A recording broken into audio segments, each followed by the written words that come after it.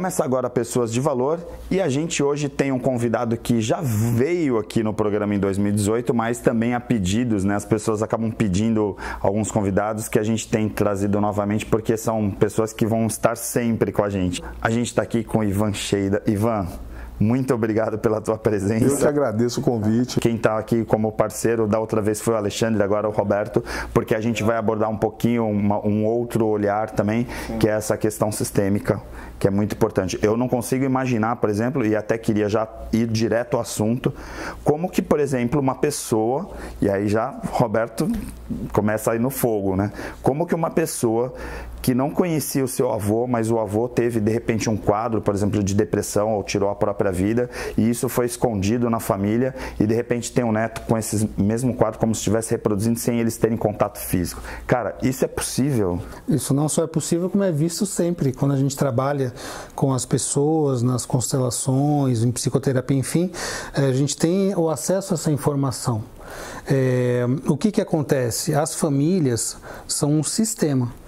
A teoria dos sistemas diz que todos os elementos do sistema estão interligados, são interdependentes. Então, nós temos uma conexão com todos do nosso sistema familiar, quer estejam vivos ou não. Ah, você está falando de espírito ali? Não. Estou falando realmente da conexão entre as pessoas do sistema. Nós herdamos, através dos genes, muita informação, mas já tem trabalhos modernos hoje na biologia, na psicologia, mostrando que nós herdamos a história dos antepassados da família. Então, pessoas que tiveram avós, bisavós, tios, avós, enfim, que participaram, foram prisioneiros de campos de concentração, que foram descendentes de guerras, da guerra civil, tudo mais. Os herdeiros, até às vezes terceira geração, quarta geração, e esse trabalho se reproduz em animais de laboratório também, eles herdam o estresse pós-traumático, medos e coisas que não vivenciaram, mas alguém vivenciou. Esses antepassados, então no caso que você falou desse avô, então eu tive, por exemplo, um bisavô que foi um doente psiquiátrico, foi excluído da família, morreu indigente, ou alcoólatra, enfim, a família acabou excluindo essa pessoa por medo, por dor, por vergonha, ou a própria pessoa foi embora. Então o que acontece? Fica um vazio na posição sistêmica dessa pessoa. E os sistemas buscam um reequilíbrio. Então alguém que vai vir depois, algum descendente, um filho, um neto, um bisneto, enfim, ele vai se identificar sistemicamente com aquela pessoa que foi excluída. É como se ele falasse assim, pessoal, família, vocês olham para mim que eu estou representando alguém que precisa ser visto lá no passado. Então, mas aí entra, por isso que eu falei, né, para a gente falar um pouco sobre energia, porque aí também depois quero o Ivan sobre um outro lado dessa mesma energia. Porque, assim, na prática, quando eu herdo determinadas características dos meus pais, eu estou falando de uma herança genética. Mas, de repente, eu herdar as histórias. Uma história, isso vem através de uma energia, assim, porque a gente não diz que é genético, né? É epigenético. A expressão dos genes, fatores, por exemplo, a metilação que os genes passam, a explicação fisiológica para isso, e é uma fisiológica quase energética, porque o gene é uma estrutura totalmente energética. Então você tem modificação nos padrões desses genes, do comportamento. Essa história fica transmitida e gravada na estrutura do gene, mas na sua expressão, que é uma coisa quase energética. Então, como é que a gente herda essas histórias sem ter conhecido? Você fala, poxa, nossa, esse menino, meu filho, ele é igualzinho ao avô, à avó, ele tem o mesmo gosto. Ninguém na família gosta disso, só esse. Né? Que estranho. Enfim, a gente às vezes tem os mesmos medos, os mesmos comportamentos. A família educou direitinho, uma família saudável, razoavelmente saudável, mas aí o jovem começa a ter comportamento, tendência suicida, tantas coisas que vê porque teve alguém lá que se suicidou lá atrás. As histórias são transmitidas, porque se nós pensarmos, cada um de nós é o resultado da vivência de todas essas pessoas. Eu digo assim, nós estamos aqui, nós somos a janela aberta para o mundo do nosso sistema familiar, da nossa família. 2 pais, 4 avós, 8 bisavós, 16 tataravós. Se você colocar 11 gerações, tem 2.000 e poucas pessoas somente descendentes diretos. Se uma dessas pessoas, tivesse escolhido um caminho diferente do que fez, em vez de ter minha tataravó tivesse fugido de casa para casar com aquele homem que ela gostava, em vez de casar com meu tataravô, eu não estava aqui hoje. Então nós temos um imprint de todas essas histórias em nós. Nós transmitimos, trazemos isso mesmo sem saber. Tá, aí vamos lá, né? Que aí eu vou trazer para o Ivan, porque aí assim, a gente está falando de uma energia que vem transgeracional, né? Então que está vindo, que às vezes a gente reproduz determinados comportamentos que vêm lá de trás que a gente nem sabe que existiam, mas que a gente está reproduzindo, porque muitas vezes eu, por exemplo, pego lá uma pessoa que não conheceu o próprio pai, porque foi de repente criado por pais adotivos, e aquela pessoa é exatamente igual aos tataravós, tal, então tem toda uma energia envolvendo nisso. E aí tem uma outra energia, Ivan, que aí eu queria trazer também, já que o assunto hoje é energia, sim, que é, de repente, determinadas partes do corpo trazer determinadas memórias, por exemplo, de épocas que aquela pessoa em tese nem viveu. Então, na realidade, o que o Dami está falando, isso acontece com animais também. Eu tenho um amigo que criava husky siberiano. E o que ele dizia, falou assim: rapaz, você sabe que os meus cachorros, eles batem a pata na água, né? Que era uma característica do husky siberiano lá na Sibéria, para tentar quebrar o gelo. E é um animal que nasceu aqui no ambiente tropical. Ele carrega ainda isso geneticamente, essa informação genética, que é para poder ter acesso à água, né? Então, eu vejo o campo morfogenético é como uma egrégora. É uma egrégora. A egrégora é um conjunto de sentimentos, sensações, pensamentos. Por exemplo, o teu programa tem uma egrégora. Que são os pensamentos, as intenções suas e das pessoas que trabalham com você e que vêm aqui. Então, a Unisanta tem uma egrégora, né? Você tem, em todos os lugares, eles gravam. A egrégora pode ser muito boa ou pode ser muito ruim, dependendo dos sentimentos, pensamentos e intenções das pessoas que convivem naquele local. Nós somos energia congelada, né? A frequência vibracional da nossa energia é muito baixa, por isso nós temos uma matéria, mas só que nós somos envoltos num campo eletromagnético, a aura, não, os corpos sutis que formam a nossa aura, e a função, dentre as várias funções, a aura tem como, os corpos energéticos têm como função captar a energia do ambiente, que o hindu chama de prana, de fluido vital, o chinês chamava de chi, o japonês chama de ki, o William Reich chamava de energia orgânica, né? Que onde nós captamos essa energia e através dos corpos sutis, e isso é introduzido no corpo pelos meridianos de acupuntura e pelos chakras.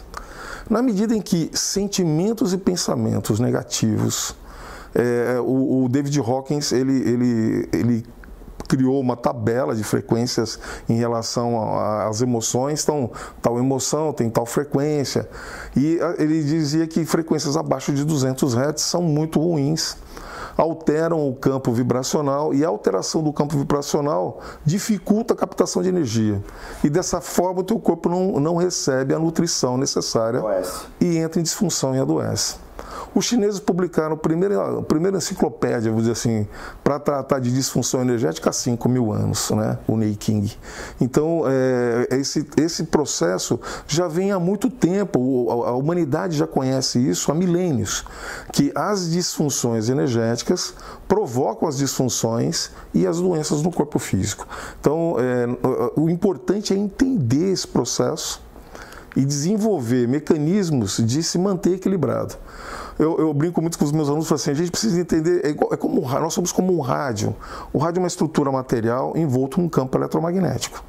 Que quando você está sintonizado, você consegue captar a estação que você deseja e ouve a música que você quer. Na medida, o nosso corpo é igual. O corpo é igual. Nós somos uma estrutura física com um campo eletromagnético que nos envolve. Quando estamos sintonizados, nós fluímos bem, né? Na medida em que eu tenho uma alteração dessa frequência, e essa alteração de frequência é provocada por sentimentos e pensamentos negativos, aí eu saio fora da minha sintonia. E como no rádio nós vamos ter um chiado. O chiado no corpo é disfunção e doença. E a gente precisa se sintonizar, porque o corpo ele possui todos os programas de regeneração e cura. Mas o indivíduo só consegue se curar e se regenerar quando ele entra em sintonia. Então, meditação, como vocês sempre comentam muito sobre isso, o Debs é uma pessoa que domina isso. Então, a meditação é um mecanismo disso. Está muito relacionado, por exemplo, à respiração também, né? Quer dizer, a técnicas de respiração que levam também, porque a meditação é uma das formas. E quando a gente tem no Calma, que a gente mostra o biofeedback, o equipamento que modula e faz a gente observar a resposta da coerência cardíaca, as pessoas veem aquilo e ficam espantadas, né? Porque pelo pensamento você modifica o padrão de batimento, a variabilidade da frequência cardíaca, e a gente tem aparelhos que medem e mostram isso. Então, um padrão, você está conectado numa emoção positiva, compaixão, amor, ou então não, eu estou na raiva, estou no ódio, modifica totalmente o padrão físico. E por quê? Porque o padrão energético mudou. O que é uma emoção? Uma emoção se expressa através da liberação de neurotransmissores, mas antes disso tem um padrão vibracional, né? Nós temos vários corpos de energia e ela vai se solidificando, como o Ivan falou, né? Da energia sutil até a matéria densa, e como a própria física quântica mostra, você tem a partícula e tem a onda. O que é?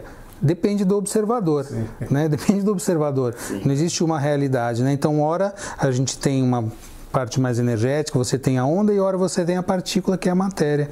Isso é que é tão interessante de olhar, como os paradigmas de entendimento sobre isso, e isso interfere diretamente no entendimento sobre saúde, sobre relacionamentos, tudo, a gente consegue, através desse olhar, captar.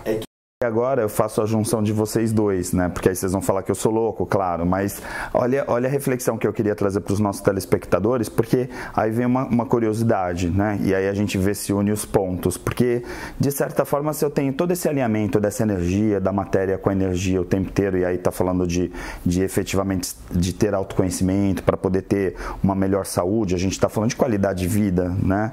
A gente está partindo de um princípio que quanto melhor o desenvolvimento humano, quanto mais a gente consegue trabalhar o autoconhecimento e desenvolver a humanidade nessas pessoas, a gente consegue melhorar, por exemplo, a energia que essas pessoas emanam e onde elas vivem. Não só a energia das pessoas, mas a energia do planeta.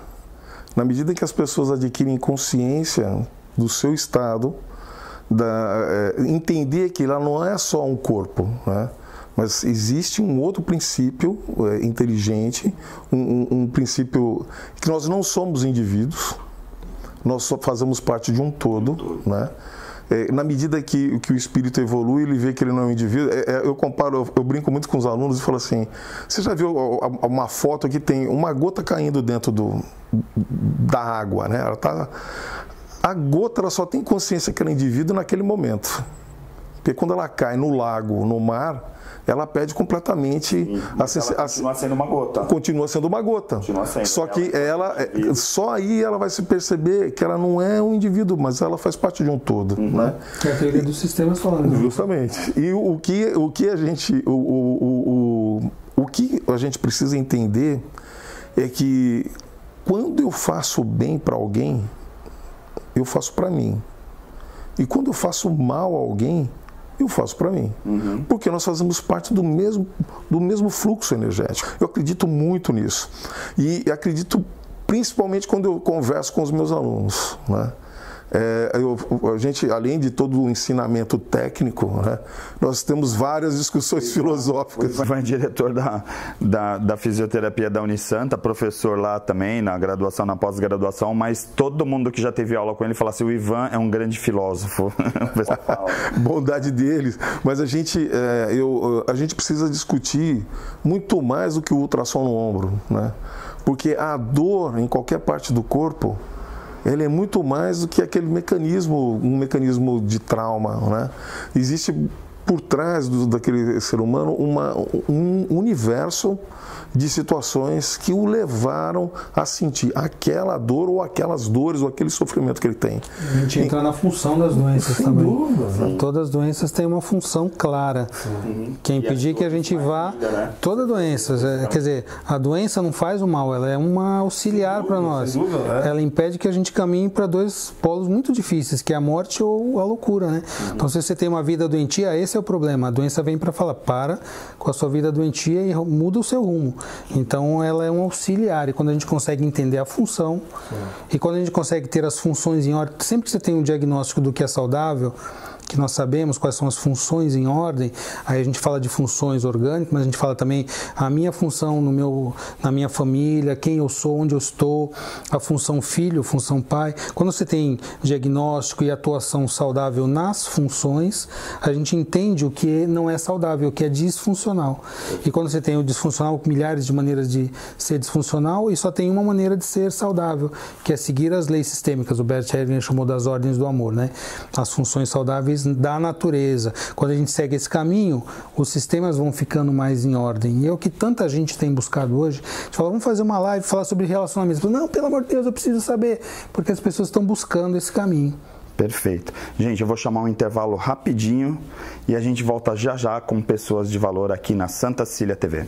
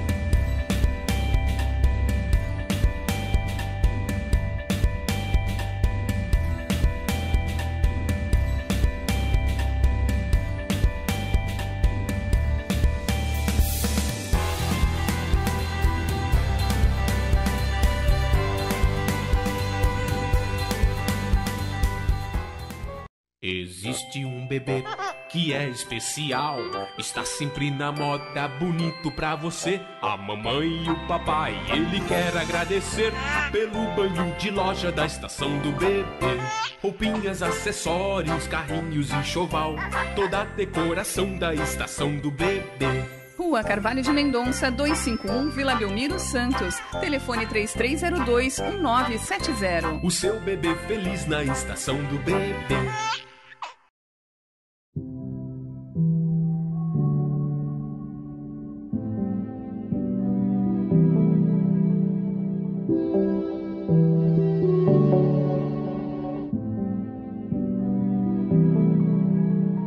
Eu conheci o Marca através da rede social.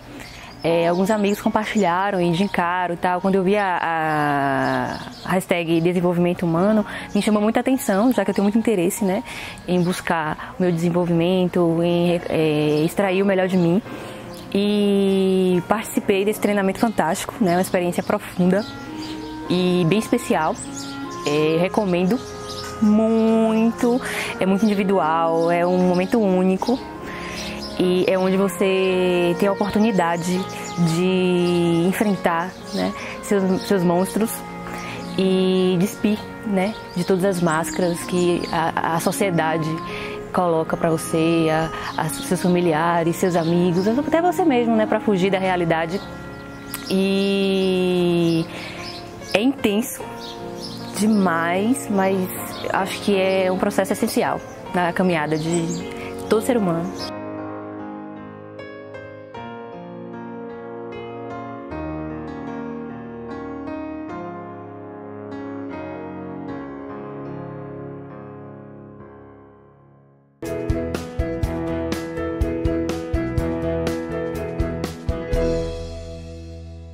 Estamos de volta aqui com Pessoas de Valor na Santa Cecília TV e hoje a gente está com o Ivan Cheida e Roberto Debski aqui degladiando, né, falando um assunto maravilhoso. Para mim, eu particularmente sou muito fã quando a gente fala da questão da energia, porque muitas vezes as pessoas falam assim, você tem uma energia tão boa, então, poxa, aquela pessoa tem uma energia tão negativa.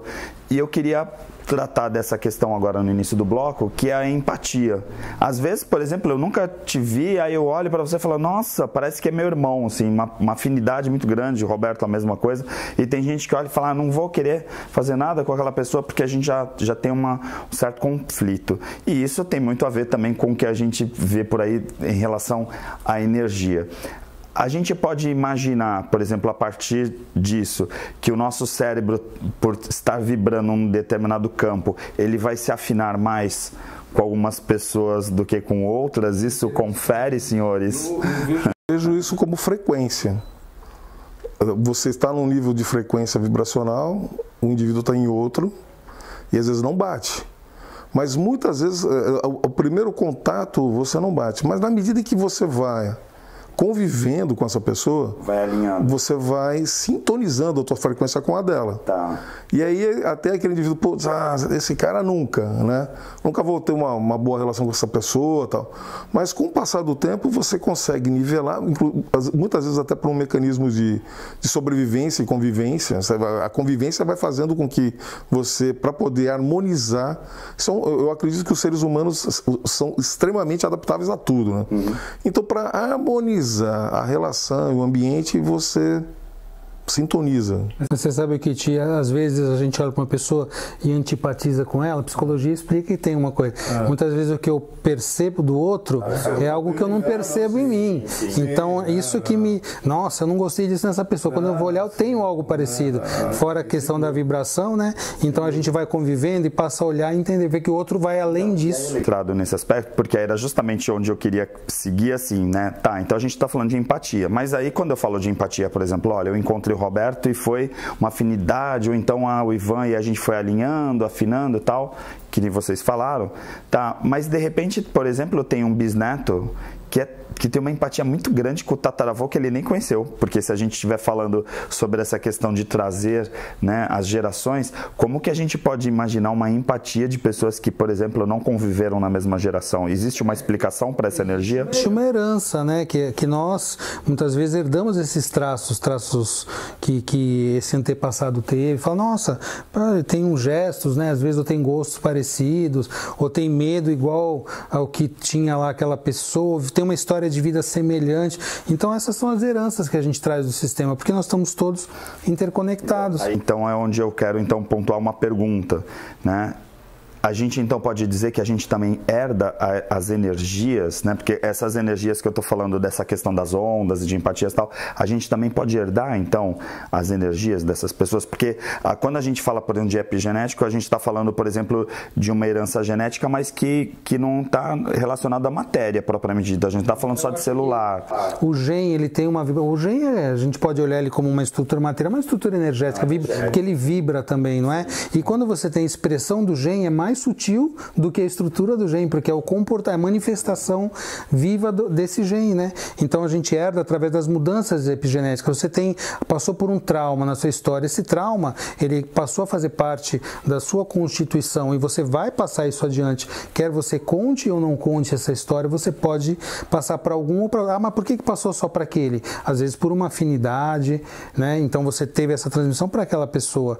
E a gente vê que na história das famílias isso tem um propósito, que é um propósito de harmonizar o sistema. Né?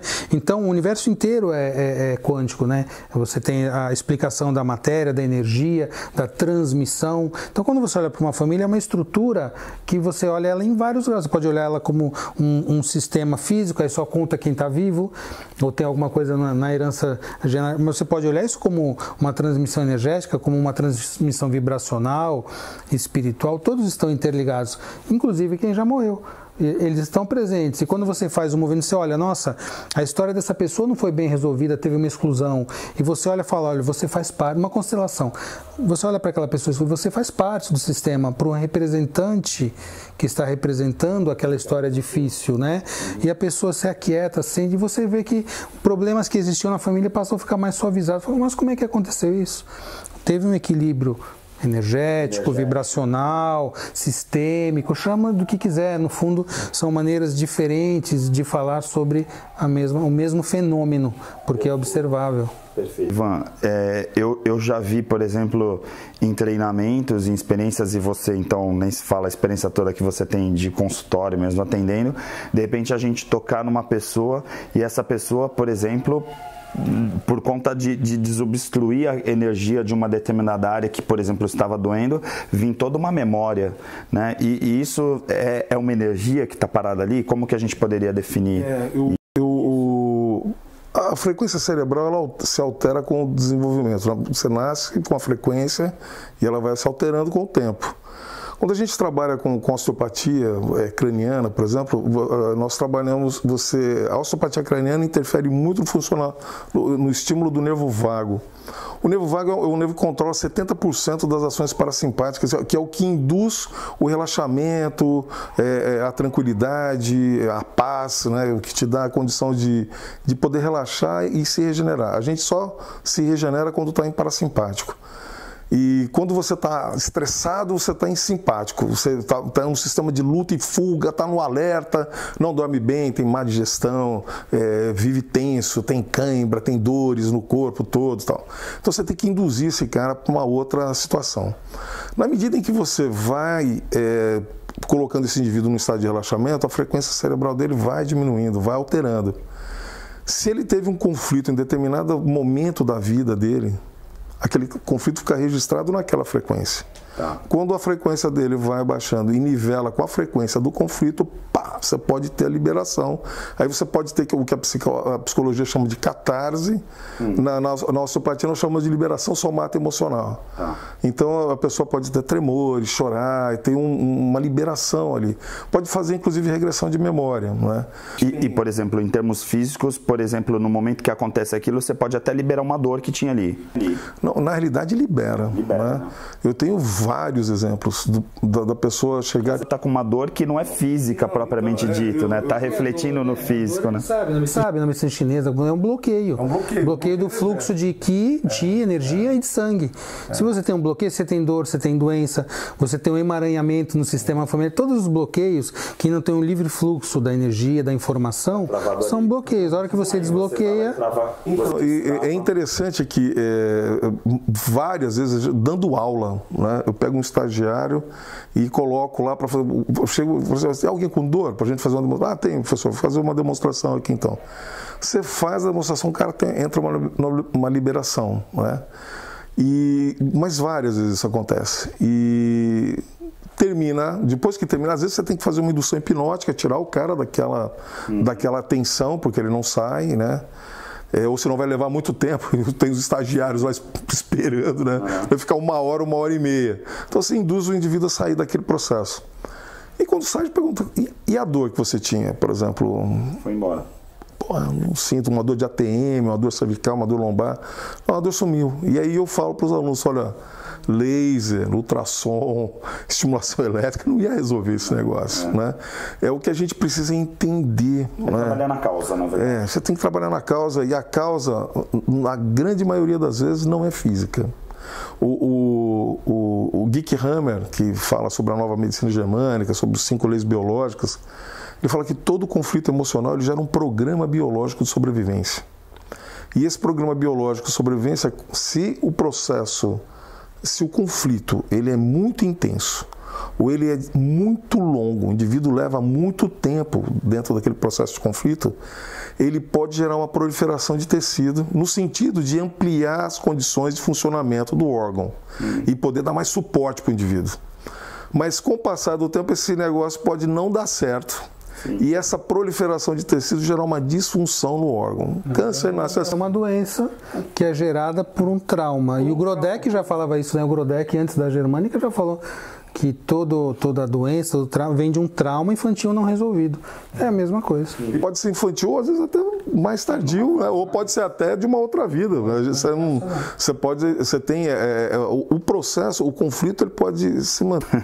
Gente, esse é um assunto para um outro programa, porque senão os nossos telespectadores piram, né? Que é claro, a proposta quando a gente fala de desenvolvimento humano. Queria agradecer a sua presença, Ivan. Roberto, que programa, hein? A gente está chegando no nível... Eu sempre brinco e falo assim, a gente dá aula na graduação, mas aí chega uma hora que a gente está dando aula na pós-graduação, né? Hoje foi um caso assim, né? Então, muito obrigado pela presença de vocês. A gente já está com o horário espremido, mas certamente a gente ainda vai tocar nesse assunto em outras oportunidades. O programa fica por aqui. Você curta a programação da Santa Cília TV e, se você quiser, assista esse e os outros programas lá no nosso site. Forte abraço.